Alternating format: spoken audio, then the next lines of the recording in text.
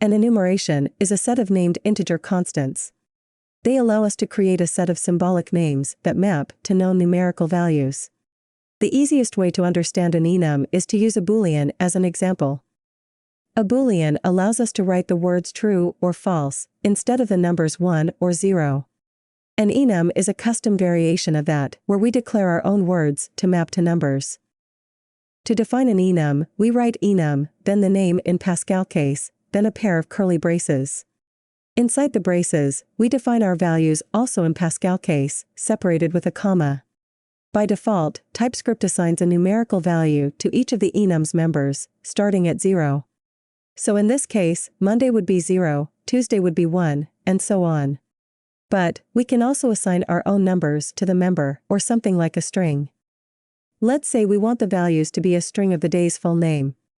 If we do that, we'll have to explicitly define a value for each member in the enum. If we log it to the console, we can see that the enum is basically just an object with key-value pairs.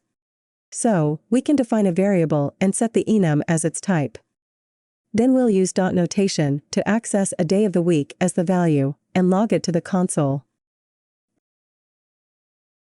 If we take a look at the generated code, we'll see the JavaScript implementation.